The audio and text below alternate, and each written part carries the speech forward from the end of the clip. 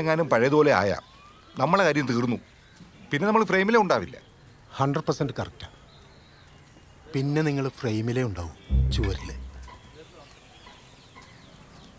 ആഹാ, നിങ്ങളോട് ചായം കുടിച്ചിരുന്നോ? അവനത്തെ ഡിസ്ചാർജ് വേണോന്ന് പലതോർത്ത് പറഞ്ഞു തുടങ്ങി. എല്ലാം പഠിച്ചെടുക്കുക. ഞാൻ മെനങ്ങാനായിട്ട് അണ്ടർവെയറിന്റെ കളർ വരാൻ പറഞ്ഞു. സി, ഉള്ളിലിട്ടതറിഞ്ഞു. ഇനി ഉള്ളിലിരിപ്പ് കൂടി അറിഞ്ഞു കഴിഞ്ഞാൽ ബാക്കി പ്ലാനിങ് പരലോകത്ത് വെച്ചാ. ഇനിയിപ്പോ നമ്മൾ എന്ത് ചെയ്യുന്നു പറ.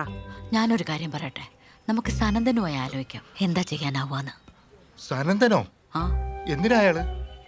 പുറമേ നിന്ന് കാര്യങ്ങളൊക്കെ നോക്കാനുള്ള ആളായിട്ട് നമ്മൾ അജ്മൽ ഡോക്ടറുള്ള സ്ഥിതിക്ക് മറ്റൊരാളെ കൂടെ വിളിക്കേണ്ട ആവശ്യമുണ്ടോ? ഇതൊക്കെ സനന്ദൻ ഓൾറെഡി അറിയാവുന്ന കാര്യങ്ങളാ. മുമ്പ് ഇതുപോലെ സനന്ദൻ സഹായിച്ചിട്ടുള്ളതാ.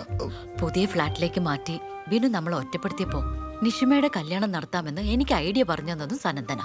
മകളുടെ കാര്യം തീരുമാനമാക്കിയ ആളെ തന്നെ ഇപ്പോൾ മകന്റെ കാര്യത്തിൽ ഒരു തീരുമാനമാക്കാൻ വിളിക്കുന്നതിൽ തെറ്റൊന്നുമില്ല. അതൊരു നാട്ടുകടപ്പാണല്ലോ. അമ്മയ്ക്ക് ഒരാളുടെ മേൽ കോൺഫിഡൻസ് ഉണ്ടെങ്കിൽ അത് ആയിക്കോട്ടെ. ഒറ്റപ്പെട്ടെന്നുള്ള അമ്മയുടെ തോന്നലാണ് എനിക്കിപ്പോൾ എല്ലാത്തിനേക്കാളും വലിയ പ്രശ്നം അല്ലേ? ഒറ്റപ്പെടുന്ന ഞാനുണ്ടല്ലോ. നിങ്ങളുണ്ടായിക്കോട്ടെ, കൂടെ വേറൊരാളും.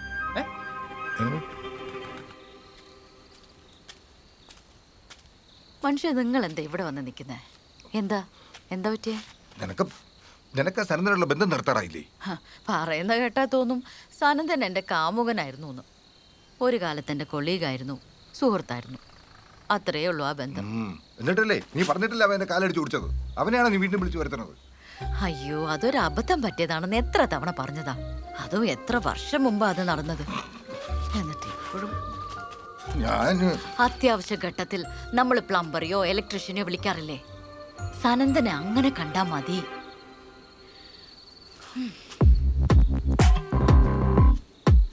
ചെമ്പരത്തി താഴത്ത് വീണതാണോ, കണ്ടവന്റെ മുറ്റത്ത് നട്ടതാണോ?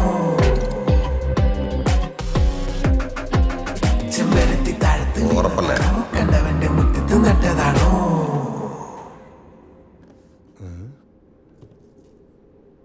ലക്ഷ്മി പറഞ്ഞു വെച്ച് നോക്കുമ്പോൾ ബിനു ഒരു കടുത്ത സൈക്കോണ്.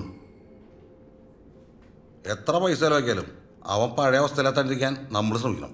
കുറേ എണ്ണുണ്ട് ഇതുവരെ. ഈ ജാതി കൊട്ടേഷനൊക്കെ നമ്മളൊരു ചാറ്റ് വർക്കായിട്ട് കണ്ടിട്ടുള്ളൂ. എന്താ സനന്ദന്റെ പ്ലാൻ? എൻ്റെ പ്ലാൻ കേട്ടാ ലോജിക്കില്ലാത്ത പോലെയൊക്കെ തോന്നും. ലോജിക്കൊന്നും വേണമെന്നില്ല, കാര്യം പറ. പഴയതൊക്കെ മാറ്റണം. ചെമ്പരത്തി താഴത്ത് വീണതാണോ, കണ്ടവന്റെ മുറ്റത്ത് നട്ടതാണോ? അല്ലെങ്കിൽ അത് ഇവിടെ ഇടുന്നോട്ടെ. പുതിയ ബെഡ്ഷീറ്റും സാധനങ്ങളൊക്കെ പറഞ്ഞല്ലേ കവറായിക്കോളൂ. വേണ്ട എന്റെ രമേശ, ഒന്ന് വേഗം നടക്ക്. ഞാൻ പറഞ്ഞത് ചെറിയ ചെറിയ സാധനങ്ങളാണ് നമ്മൾ വിട്ടു പോവുക. അങ്ങനെ ബിനുവിന് സ്പെഷ്യൽ ഇമോഷൻ കണക്ഷനുള്ള എന്തെങ്കിലും ചെറിയ സാധനങ്ങളുണ്ട് അവിടെ. ഇത് ഇൻറ്റീരിയർ ചെയ്താൽ മാത്രം പോരാ. നോക്ക്,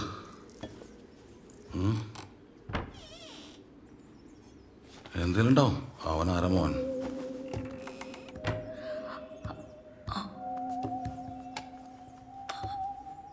ആ, കിട്ടിയില്ലേ?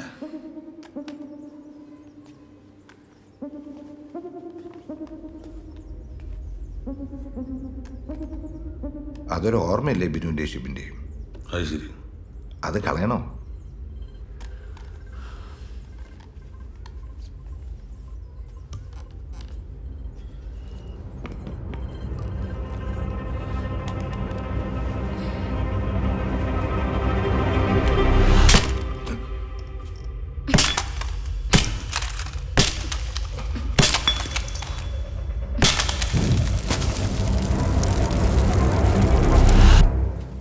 ഒരു കാര്യത്തിൽ എനിക്ക് ഇപ്പോഴും സങ്കടമുണ്ട്.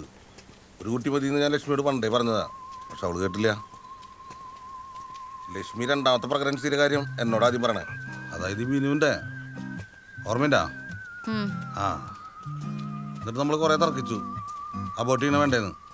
അവസാനം ക്യാരി ചെയ്യാൻ നീ തന്നെ തീരുമാനിച്ചു. Hair body hair decision. അതിനുശേഷമാണ് ദാസ് എന്നോട് അടക്കം പറഞ്ഞത്. ഇന്നും ഞാൻ അതേ സ്റ്റാൻഡിൽ ഉറച്ചു നിൽക്കണ്. ലക്ഷ്മിയാ, രണ്ടാമതൊരു കുട്ടി വേണ്ടായിരുന്നു. സനന്ദ ഫ്ലാറ്റിന്റെ പണി തീരാൻ ഇനി ഒരാഴ്ചയെടുക്കും. ഹോസ്പിറ്റലിൽ ചെന്ന് ഡിസ്ചാർജ് ചെയ്യാൻ പറയുന്നു. ഇനി എന്താ ഒരു വഴി? ആള് എഴുന്നേറ്റ് നടക്കാൻ പറ്റിയ കണ്ടീഷനോ? അതെ, ഞാൻ അന്നേ പറഞ്ഞ അബോട്ട് ചെയ്യാന്ന്. കൂട്ടുക്കാൻ കറങ്ങി തിരിഞ്ഞ എൻ്റെ തന്നെ വന്നു.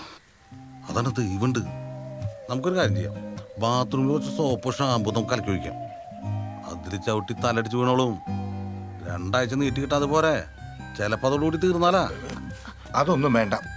വേണ്ടേ? വേണ്ടെങ്കിൽ വേണ്ട, വേറെ വഴിയുണ്ട്. എന്ത് വഴി? അതൊക്കെ ഉണ്ട്. ഒന്ന് ചുറ്റി വരണം ബിനു ഇതുവരെ പോവാത്ത സ്ഥലങ്ങളിലൂടെ. സഞ്ജു അയാളോടൊന്ന് പോയി ചോദിക്കില്ലേ?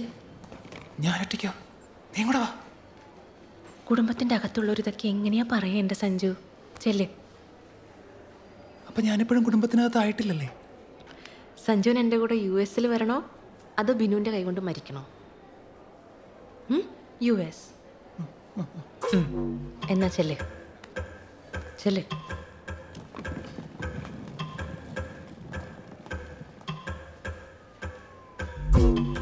നമുക്ക് ഈ മൂകാംബികയിൽ വെച്ച് എന്തെങ്കിലും ചെയ്യാൻ പറ്റുമോ? ചെയ്യാനാ? അതായത് അവിടെ ആകുമ്പോൾ പരിചയമുള്ളവരും ഉണ്ടാവില്ലല്ലോ. എന്താ നീ ഉദ്ദേശിക്കുന്നത്? ബിനുവിനെ നമ്മൾ പോകുന്ന നോക്കില്ലേ, അവിടെ വെച്ച് തീർക്കുന്ന കാര്യം. ആ വല്ലണ്ട കേസ്. അത് നമുക്കൊരു കാര്യം ചെയ്യാം. സൂയിസൈഡ് പോയിന്റ് ഇല്ലേ, അവിടെ കൊണ്ടുപോയി തള്ളിടാം. ആ നന്നായിരിക്കും. വേറെ പ്രശ്നമുണ്ട്. എന്ത്? തള്ളണ സമയത്ത് അവൻ കൈമ കയറി പിടിച്ചാ കൂടെ പോണ്ടി വരും. ആര്?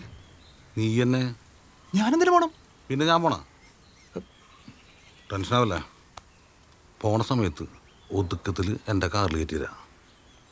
ഐഡിയ ഉണ്ട്. അപ്പൊ മൂകാംബിക പോയിട്ട് നേരെ വീട്ടിലേക്ക് അല്ലേ? മൂകാംബിക എന്ന് വെച്ചാ ബിനുവിന്റെ ഫേവറേറ്റ് ഡെസ്റ്റിനേഷൻ ആയിരുന്നു. I C. ആ ഒരു കടാക്ഷം കൊണ്ടാ ഇങ്ങനെയെങ്കിലും ആയത്. ആദ്യം നന്ദി അറിയിക്കേണ്ടത് അവിടെ തന്നെയാണല്ലോ. നിങ്ങളുടെ ഈ എഫേർട്ട് ഉണ്ടല്ലോ, ദൈവം കാണാതിരിക്കും. ദൈവം കാണും. നിങ്ങളുടെ ഈ എഫേർട്ട് ഉണ്ടല്ലോ, ദൈവം കാണാതിരിക്കും. ദൈവം കാണും. അളിയാ പോണ്ടേ? നമുക്ക് സനന്ദനങ്ങളുടെ വണ്ടി കയറാം. പുള്ളിയമ്മ നല്ല സ്മൂത്ത് ഡ്രൈവിംഗ്. അതെ, അതാകുമ്പോൾ വണ്ടി കുലുങ്ങിയിട്ട് തല അനങ്ങണ്ട. നീ കയറിയിട്ടുണ്ടോ? ആ 2 പ്രാവശ്യം. ആ പോയല്ലോ. പോവാ, ഒരാളും കൂടെ വരാനുണ്ട്. എല്ലാരും വന്നില്ലേ? ഇനിയാരും വരാനാ?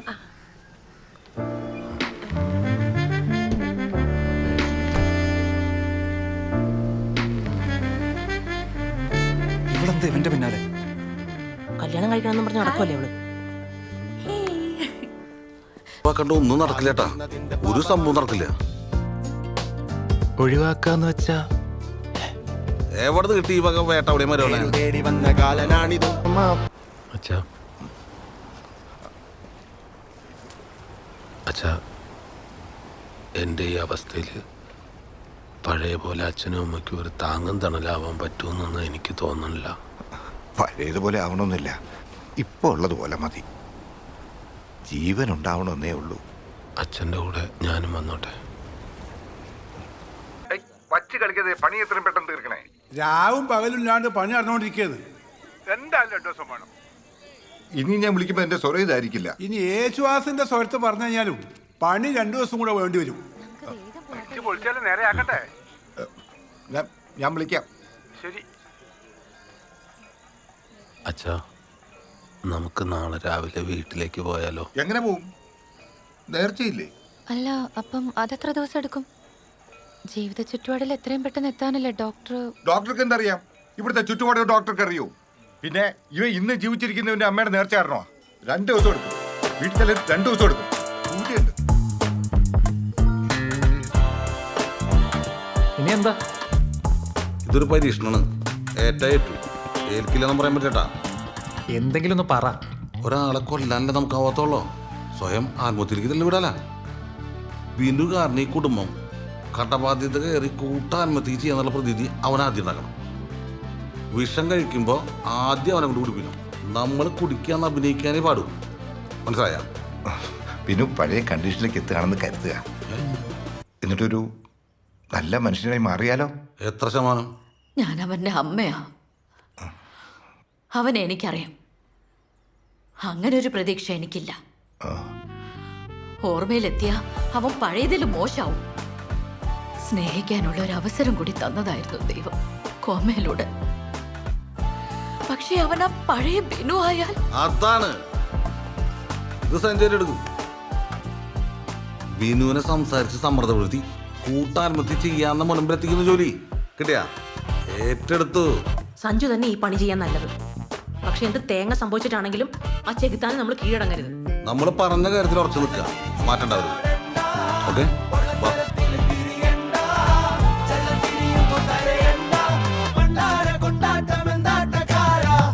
എന്റെ കാര്യം ഓർത്ത് അച്ഛൻ ടെൻഷൻ അടിക്കണ്ട.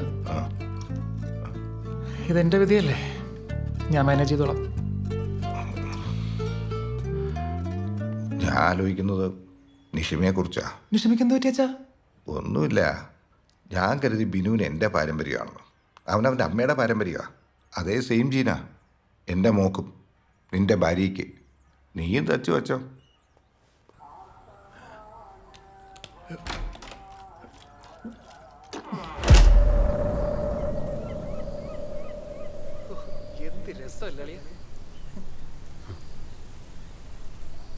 എനിക്കിവിടെ വന്നപ്പോഴേ അളിയൻ്റെ അച്ഛനമ്മയെ ഓർമ്മ വന്നു. പാവങ്ങൾ എത്ര തവണ ഇതുപോലുള്ള സ്ഥലങ്ങൾ ആത്മഹത്യക്ക് വന്നിട്ടുള്ളത്. അല്ല, അവരെ കുറ്റം പറയാൻ പറ്റില്ല. വൻ റിച്ച് ഫാമിലി ആയിരുന്നല്ലോ. അളിയനൊരുത്തനല്ലേ അവരുടെ സമ്പാദ്യം മുഴുവൻ നശിപ്പിച്ച് കളഞ്ഞത്. അളിയൻ്റെ ഒടുക്കത്തെ ഓൺലൈൻ റമ്മി. കുടുംബത്തിൻ്റെ മാനവും പോയി, കാശും പോയി, ഇല്ലാത്ത കടബാധ്യത ഉണ്ടാക്കി. അളിയൻ്റെ സ്ഥാനത്ത് ഞാനായിരുന്നെങ്കിലേ 2 പ്രാവശ്യം അവിടെ നിന്ന് ചാടിയനെ.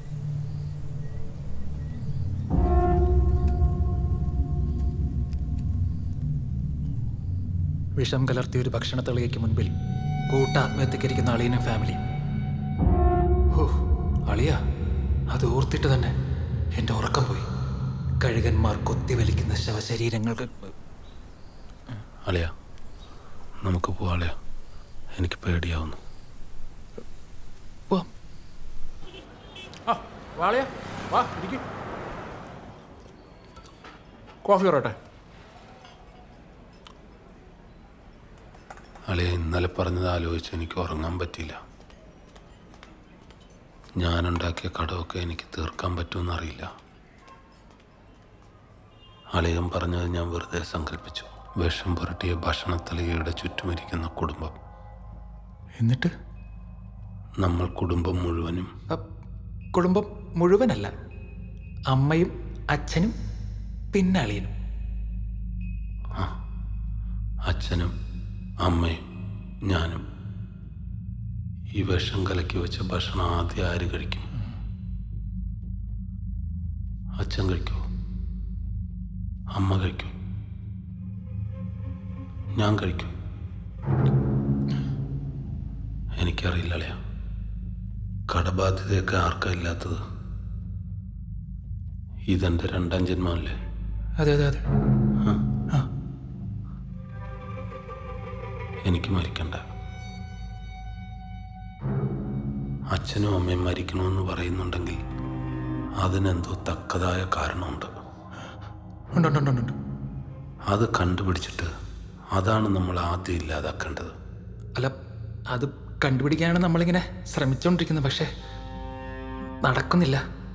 എന്താ നടക്കാത്തത്? ഞാനൊന്ന് ശ്രമിച്ചിട്ട് വരാം. ഇപ്പൊ വരാം. എന്തായി വല്ല നടക്കുമോ? ആ, നടക്കും. വേണമെങ്കിലേ നമ്മളോട് എല്ലാവരും പോയി കൂട്ടാത്മഹത്യ ചെയ്തോളം പറഞ്ഞേക്കപ്പ പൊന്നോ. പിന്നെ നമ്മൾ വിചാരിച്ച ആളല്ല. അയ്യോ, തൻ്റെ ഊള ഐഡിയ ഒന്നും അവിടെ ഏറ്റില്ല.